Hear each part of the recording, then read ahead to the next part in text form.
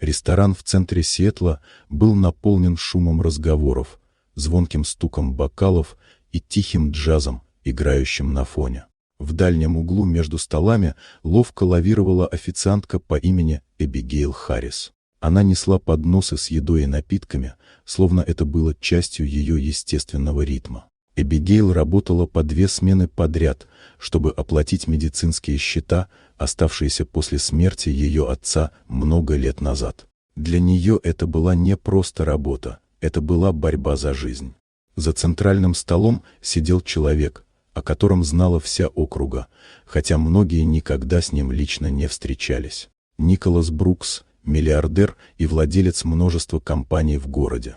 Его имя вызывало уважение и страх одновременно. Он был известен своей холодной решимостью и железной хваткой в бизнесе, казавшись недосягаемым.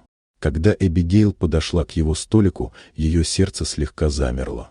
Николас даже не поднял взгляд, продолжая изучать стопку документов. Но один лист привлек ее внимание, не из-за текста, а из-за почерка. Он был смелым, уверенным, знакомым почерк ее отца.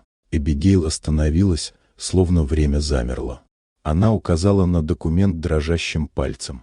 «Это подпись моего отца», — подумала она, едва сдерживая голос. Николас оторвался от бумаги, сначала раздраженно, затем с любопытством. «Ваш отец был Джонатан Харрис?» — произнес он с удивлением.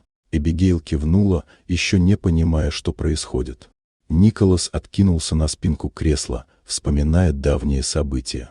Много лет назад, будучи молодым и бедным, он почти отказался от своих мечтаний. Но один человек протянул ему руку помощи, маленький заем и, что важнее, веру в него.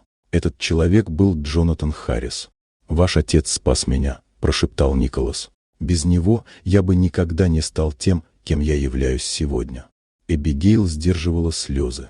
Всю жизнь она знала отца как заботливого мужчину, который трудился до изнеможения, но всегда находил время улыбнуться своей дочери. Никто не говорил ей о том, как глубоко его поступки повлияли на других.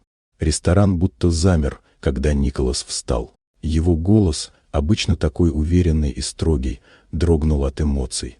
«Я должен ему всем. А теперь я должен и вам». Он поднял документы со стола, планы фонда, о котором давно мечтал, но так и не реализовал. В тот момент он принял решение. «Эбигейл, в честь вашего отца я создаю стипендиальный фонд для трудолюбивых молодых людей, которые нуждаются в шансе, и для вас. Вы больше не будете работать по 2 смены. Ваше образование и будущее обеспечены». Колени Эбигейл подкосились. Человек, которого все считали холодным и сосредоточенным только на власти и деньгах, сейчас стоял перед всеми с растроганным лицом, благодаря давней доброте ее отца. Ресторан тихо аплодировал. «Спасибо вам, сэр», — прошептала Эбигейл. «Мой отец был бы горд». «Нет», — улыбнулся Николас. «Спасибо вам. Через вас я вспомнил, чему научил меня человек, который показал, что настоящий успех измеряется не деньгами, а тем, сколько жизней ты поднимаешь». Этой ночью Эбигейл вернулась домой не только с чаевыми, но и с чувством, что она стала частью наследия, доказательство того, что доброта никогда не умирает. Она ждет своего момента, чтобы расцвести вновь. А Николас ушел с легким сердцем, решив, что имя Джонатан Харрис будет жить в каждой жизни, которую коснется его фонд.